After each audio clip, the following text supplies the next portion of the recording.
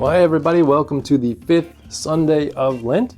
And we are doing things a little bit differently today. As you notice, it's a little bit later, but we are changing up our schedule of releasing things. So today, it's a little bit late, but here you go. And this will be the new schedule of release. I'll record these on Sundays now and release them for you all. So we have John chapter 11 today, where Jesus meets Lazarus. And Lazarus has a problem. He's dead. And so we get to learn and understand what is going on here. And there's a lot of layers in John. There's so many different layers of understanding and meaning. John is very simple Greek. When you look at how it's just laid out in the language, it's very simple, like elementary school level of writing. But he involves this depth to it where there's layers and layers and layers of meaning. And we're not going to into it all, but we'll get to some of it. And I hope that you find some hope, help, and healing. So let's dive into John chapter 11 for this 5th Sunday of Lent. And hang on to your hats. We got some good stuff.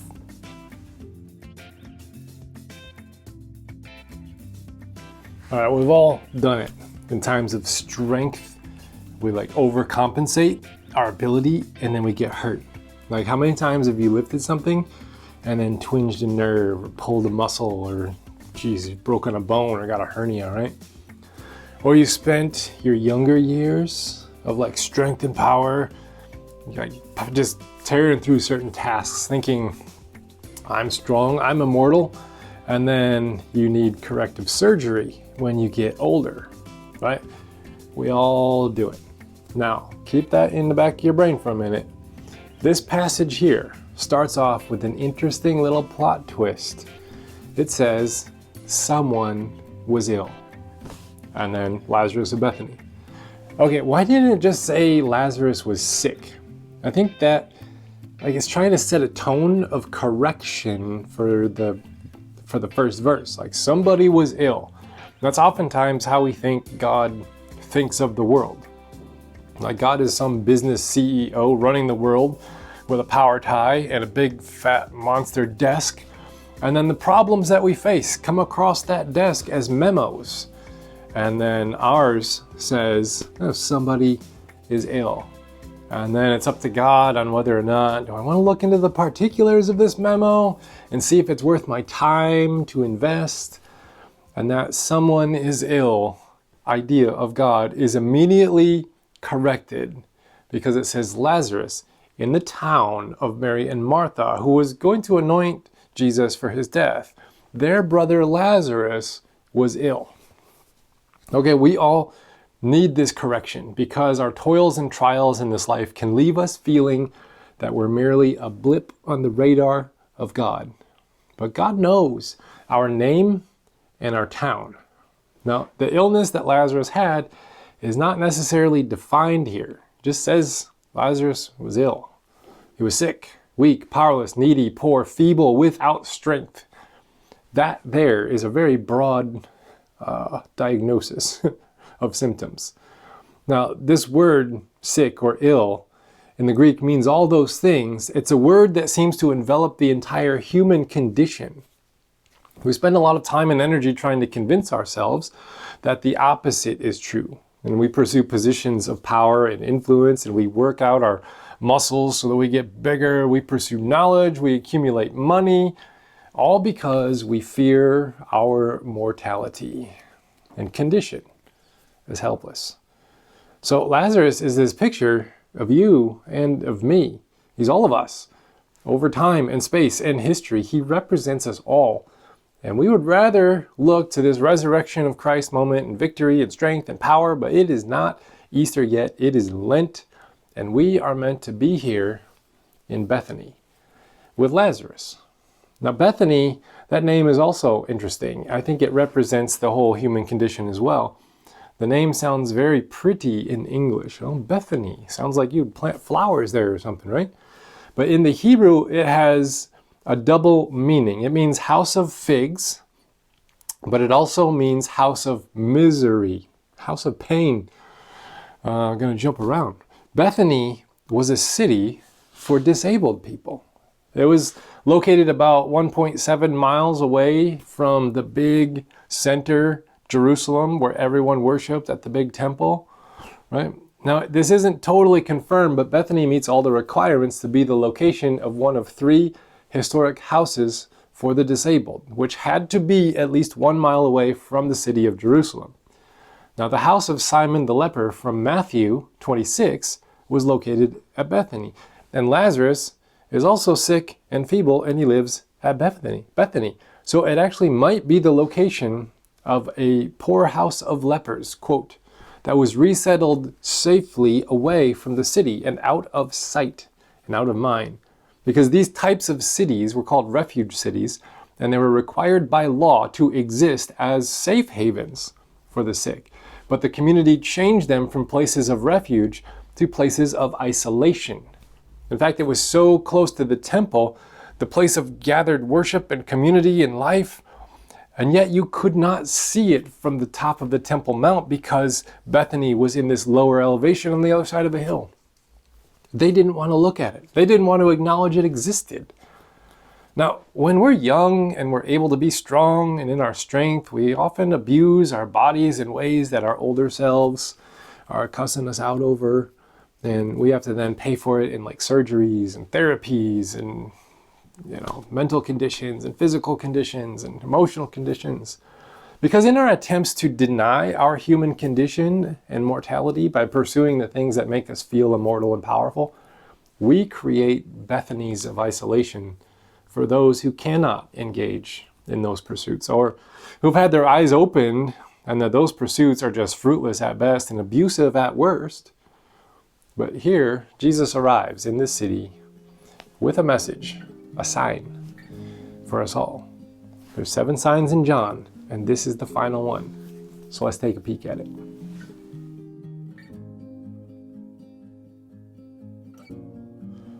All right, there are different ways that we love, different things that we love, and yet we have one word that we throw at various scenarios. Let me illustrate. My favorite food is potato, particularly made in a way that is salty and crunchy.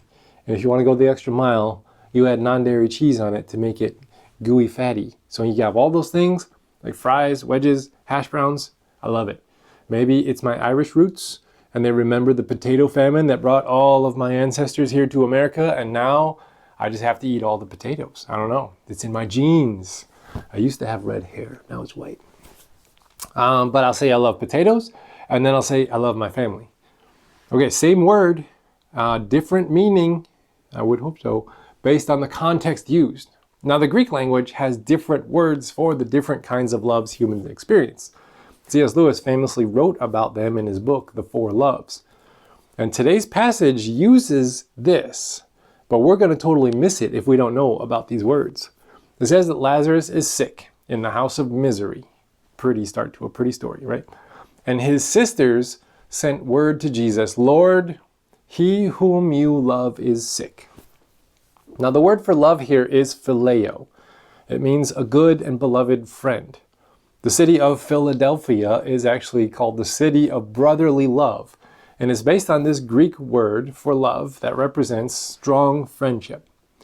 It's the love experienced in friendships and community when you realize you share a passion or an experience. You've experienced this when you meet someone and you can say, oh, you too? That's me. Yeah, we got that. We got that in common. Maybe it's over a hobby like woodworking or origami or something, or maybe it's a common interest or a common experience. You all like the same sports teams. You're all from the same place.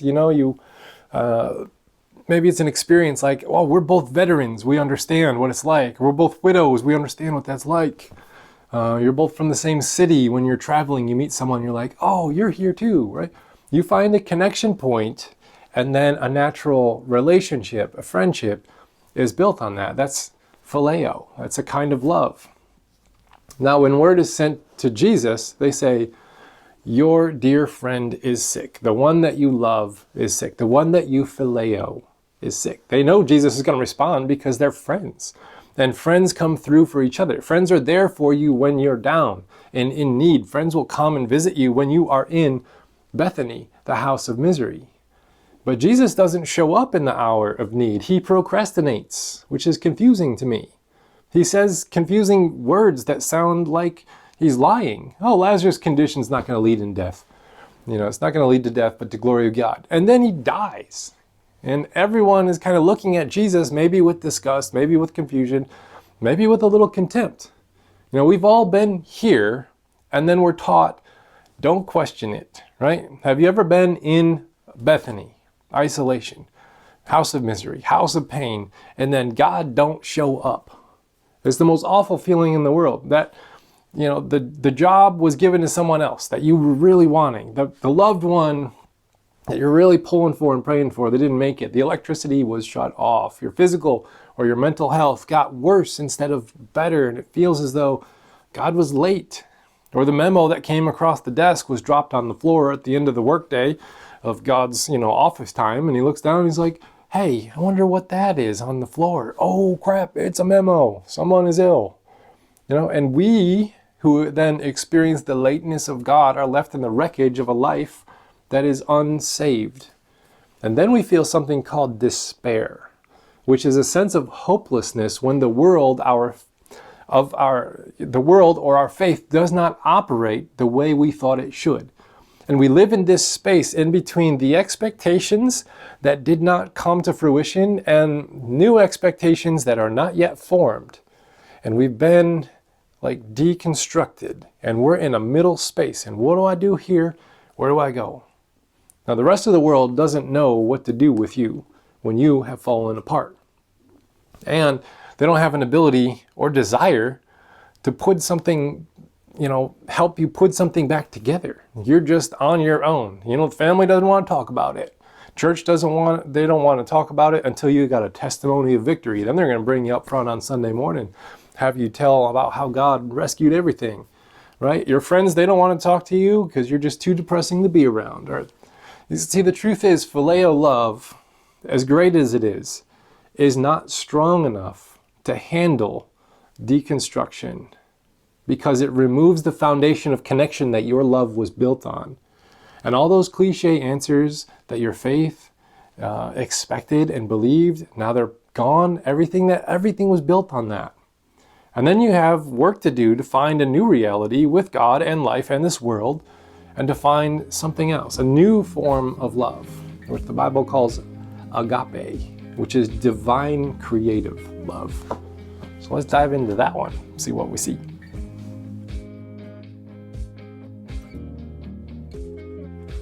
Now, there's this, I might nerd out on you for a minute here, but there's this cognitive scientist and philosopher named John Vervaeke, who's done some really amazing work around the evolution of human consciousness over the course of the entire human story, from like Neanderthal cave dwellers until right now. Now, in his study, when he comes to the section of human history on Christ and what Christianity has done for the evolution of human consciousness, he picks one thing that Christianity has done and given us, and it's the word agape. This is the one thing that the human community did not really develop until put on display in the person and work of Christ. This is what John Vervaeke says, and he is not a part of the community of faith. He considers himself an atheist or a non-theist. Now, we've been largely tribalistic for much of our human existence. And if we're honest, we kind of remain that way a lot of the time. We tend to love and look out for our tribe, those whom our own personal interest is wrapped up in. Our family, our nation, our political party, our denomination, our religion, our friend group, right? But when we experience something that makes us stand out from the conformity to the group standard, like sickness or weakness or doubt or questioning of values or doctrines or dogmas, a change in our understanding, the love that we shared in our tribe, Phileo love, is not strong enough to keep including us because we threaten the shared understanding, values, doctrines, dogmas, etc. And when we find refuge in this figurative Bethany somewhere, all of a sudden we don't fit in Jerusalem and we're kicked off, out of sight, out of mind, off into these Bethany scenarios. Now, John Vervaeke defines the Christian value of agape love not as an emotion or a feeling, but a way of being in the world that involves a radical transformation of ourself, of our being, of our personhood. Agape love requires us to go beyond our individual tribal affiliations and connect with something larger than our own interests. Agape love involves a deep commitment to the flourishing of others, even at our own expense. It requires us to work towards the greater good of all beings, which is why Jesus says to agape our enemies. And this is the singular greatest contribution of Christianity to the human race, according to John Vervaeke. Now, many other faiths of the time emphasized knowledge and personal enlightenment and awakening, but then they still practiced slavery and social caste systems that were abusive and exclusive. And then there's other religions that emphasize personal morality and behavior, but then created exclusionary power structures that consolidated wealth to those at the top of them. That insulated them from those who lived in Bethany. But early Christianity offered the gift of agape, a self-sacrificial love that is God. They rejected slavery. They welcomed them as equals. They rejected people who were higher up in standing socially. And they said, when you come into here, slaves and Epicureans are the same. They rejected the patriarchal practices and received widows and empowered women and put them in leadership. They rejected seizing of power and built a community where everything was shared and no one was poor. And then we forgot it because Rome took everything over in 300 and some AD. Now Jesus said that Lazarus's condition will not lead to death, but to the glory of God, which is a very confusing phrase. But then he says something very strong. He says, but Jesus loved Lazarus. Now, the notes sent to Jesus said, the one you Phileo is sick. And then the correction comes, it says, but Jesus agaped Lazarus. Yet he stayed 2 more days where he was. And this confuses me, but it's also a very accurate description of how life actually works. You know, I wonder where God is much of the time while I just struggle along in life. I get mad at God for not intervening.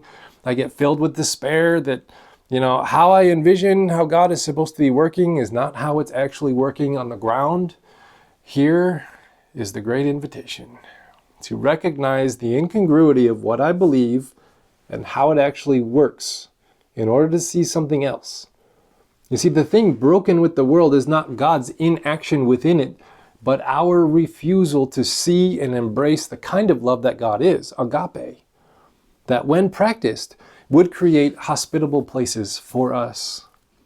But we would rather be personally rich, powerful, comfortable. So we keep that system intact, even though we're living in Bethany, in hopes that one day we're going to arrive at the gates of affluence and bid farewell to Bethany altogether. But the answer is wrapped up in us all and our responsibility to love like God is in character.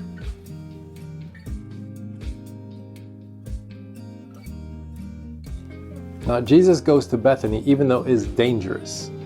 Not only are the religious leaders of Jerusalem a mere 2 miles away, ready to kill him on the spot, but he also would be in danger of becoming ceremonially unclean by coming into contact with someone who is sick, right before the big Passover holiday event, where every Jewish male had to go to Jerusalem. So he would be seen as one who hung out with those people over there. And Phileo love is built upon tribal affiliations remaining intact. But Jesus risks everything to go to Bethany because love overrides the fear of tribalism. And the great exodus of society out of Christian communities and churches is not because the worldly evils are winning out over the ethics and doctrines and dogmas of God. It's because we have held so tightly to our own dogmatic tribalistic ways, and people are finding that there's just no longer a place for them among us. So we spend a lot of energy keeping up the appearance of conformity.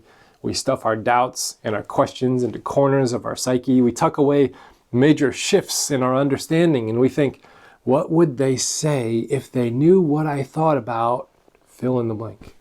And then what that does is we create a Bethany inside our own soul and place our authentic self in there in fear that it won't be accepted in Jerusalem. Because It most likely won't be. And here ties in Jesus' warnings to Jerusalem next week in the triumphal entry on Palm Sunday of the coming judgment. And it's, if you hold to power instead of love, one more powerful than you will rise up to destroy you, because that's the game you're playing. But if you embrace love and you go to Bethany, you will find anointing and empathy. For it's in this home and at this time that Mary anoints Jesus for death. Just in the next chapter, in chapter 12, right after this all takes place. You see, death took Lazarus' life, and then Jesus arrives 4 days after that. And Mary and Martha have let despair set in, as should happen. And we expected God to act in a certain way, and then God is not, so all is lost. This liminal place of despair and grief is an essential place of growth, where we release the old understandings and perspectives that are incapable of holding our current experience. And we must move from declarations of belief to a practice of presence. The story of Lazarus is not a story of how faith is going to fix everything if you just do it right.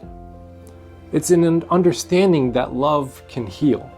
And if we can all just give up our Jerusalem values of power and travel to Bethany and sit in solidarity around those who can't or won't any longer, we can create a community that not only embraces these people, but learns from them how to reorder our world so that we can build around compassion. And then, in creating this place, we realize it's not those people, it's us, because now we have created a place for our own authentic self as well.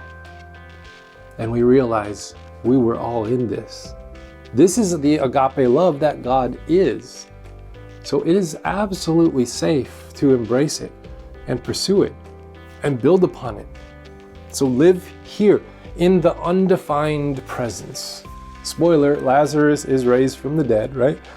Not as a declaration that God's going to fix everything in your life if you just have the correct understanding or the correct faith or say the right prayers or behave the right manner. No, because Lazarus dies again later on. I don't know the story. It's not in the scriptures, but he's not raised to immortality. He's restored within the walls of Bethany to his loving community. And they're learning to grow beyond their Phileo love for one another to an agape love for the whole world. And this town of outcasts is the place that anoints Jesus for his own death and burial, and that is very, very powerful. It's the place where Jesus declares himself to be the resurrection long awaited for. I am the resurrection and the life. But brought into the present, we can now wake up to the presence of divine love seen in places of poverty and weakness, not to glorify these states because they're awful, but declare that the Jerusalem strongholds of power that enforces it upon others is incapable of bringing about authentic human transformation.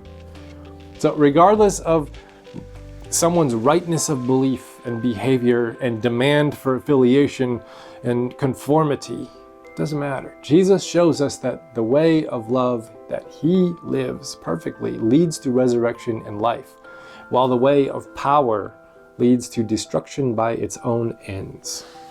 And so here it is. Choose life. Choose love.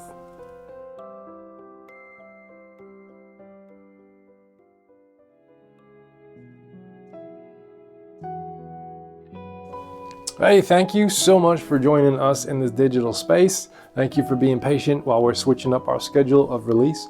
And if you enjoyed what you encountered here, you found some hope, help, and healing, there's some ways that you can partner with us by liking our stuff on Facebook or on YouTube. You can hit the like button, you can hit the share button, you can hit the comment button, you can hit subscribe button, and there's all these buttons. And you know how it works, so you can just do all those things, and it will actually help people find us. So if you found hope, help, and healing here, do all those things because it helps other people find that. And if you'd like to partner with us financially, that ensures the continuation of these services, then there is a financial way to partner with us. You can give a one-time or recurring gift and become a part of our community. And we would love if you would do that, because every gift matters in a small community trying to do some good things in this world. So peace out. We'll see you next week for Palm Sunday. Palm Sunday, we're going to wave them palms and shout some hosannas, and hopefully we'll learn what that means. So we'll see you then. Peace out.